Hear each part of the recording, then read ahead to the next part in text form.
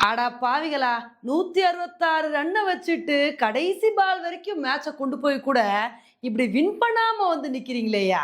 இப்படி வந்து மும்பைய பார்த்து சொல்ற மாரி தான், இன்னைக்கு நடந்த மும்பை விசஸ் ஆர்சிபி மேட்ச் வந்து ஆயிப்போச்சுங்க. இன்னைக்கு மேட்ச்ல மும்பை ஃபர்ஸ்ட் பேட்டிங் பண்ணி 166 ரன் தாங்க வந்து எடுத்தாங்க. ஆனா அந்த ஸ்கோர வச்சு டிஃபெண்ட் பண்ணி கூட, கடைசி வரைக்கும் மேட்ச வந்து கொண்டு வந்துட்டாங்க. கடைசி ஓவர்ல 15 ரன் எடுத்தா வின்னு அப்படின்ற சிச்சுவேஷன் வந்து இருந்துச்சு. அப்ப வந்து பார்த்தீங்கன்னா, கடைசி ஓவர் வந்து ராஜ்பாவா தான் வந்து பவுலிங் போட்டாரு. சரி மனுஷன் நல்ல ஒரு பவுலிங் பெர்ஃபார்மன்ஸ குடுத்து, கொஞ்சம் ஸ்டார்ட்டிங்ல இருந்தே கண்ட்ரோல் பண்ணுவார்ன்னு நெனைக்கும்போது, ஃபர்ஸ்ட் பாலே ஒய்ட போட்டாரு.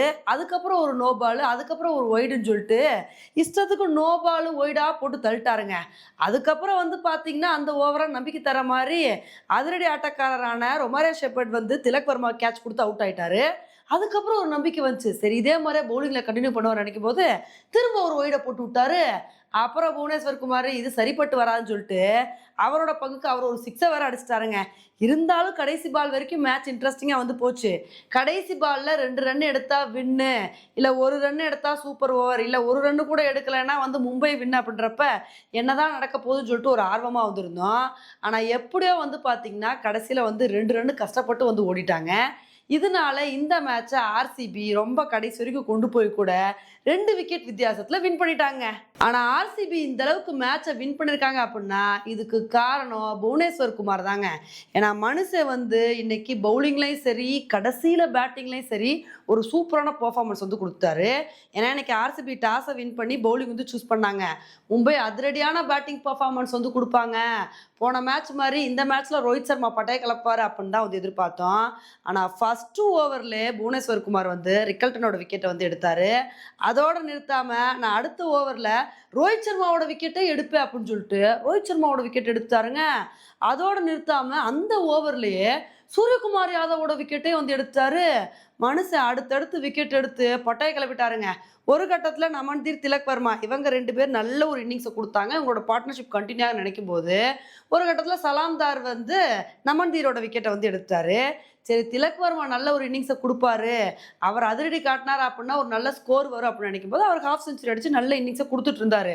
ஆனா அவரோட ஆட்டத்துக்கு நான் முடிவு கட்டுவேன்னு சொல்லிட்டு, புவனேஸ்வர் குமார் இருந்துகிட்டு திலக் வர்மாவோட விக்கெட்டையும் எடுத்துட்டாருங்க. மனுஷன் இன்னைக்கு 1 இல்ல, 2 இல்ல 4 விக்கெட் எடுத்து பட்டைய கிளப்பிட்டாரு. இவரோட அதிரடியான பவுலிங் பெர்ஃபார்மன்ஸ்னால தான் இன்னைக்கு மும்பைனால ஒண்ணுமே பண்ண முடியல. மும்பை பேட்ஸ்மேன்ஸ் திணறி போயி 20 ஓவர் முடிவுல வெறும் 166 ரன் மட்டும் தாங்க வந்து எடுத்தாங்க. சரி இந்த ஸ்கோரெல்லாம் வந்து ஆர்சிபி அசால்ட்டா சேஸ் பண்ணிட்டு போயிட்டே இருப்பாங்க அப்படின்னு தான் வந்து எதிர்பார்த்தோம். ஆனா இன்னைக்கு மேட்ச்ல வந்து நடந்ததே வேற. தீபக் சகர் வந்து ஃபர்ஸ்ட் ஓவர்லயே விராட் கோலியோட விக்கெட் வந்து எடுத்தாரு. அதுக்கப்புறம் வந்து அடுத்த ஓவர்ல படிக்கலே வந்து தூக்கிட்டாரு. அதுக்கப்புறம் கார்பின் போஸ்க்கு நான் வந்து என் பங்குக்கு விக்கெட் எடுப்பேன்னு சொல்லிட்டு, அவரும் ரஜத் படிதார், ஜேக்கப் பெத்தல் அப்படின்னு சொல்லிட்டு அவரோட பங்குக்கு மாத்தி மாத்தி அவர் விக்கெட் எடுத்துக்கிட்டே இருந்தாருங்க. ஆனா என்னதான் ஒரு பக்கம் விக்கெட் போனாலும், குணால் பாண்டியா மட்டும் நின்னு, நான் ஒரு சூப்பரான பெர்ஃபார்மன்ஸ குடுப்பேன். நான் ஒன் மேன் ஆர்மியா நின்னு வந்து மேட்ச வின் பண்ணி குடுப்பேன்னு சொல்லிட்டு, நல்ல ஒரு இன்னிங்ஸ குடுத்து 70 ரன்னுக்கு மேல எடுத்து, சூப்பரா வந்து விளையாண்டுட்டு இருந்தாரு. சரிப்பா, குருணால் பாண்டியா இருக்கிற வரைக்கும் ஈஸியா வந்து ஆர்சிபி மேட்ச வின் பண்ணிருவாங்க அப்படின்னு தாங்க வந்து எதிர்பார்த்தோம். அப்பதாங்க காசன் ஃபாரோட பால்ல குருணால் பாண்டியா திலக் வர்மாக்கு கேட்ச் குடுத்து அவுட் ஆயிட்டாரு.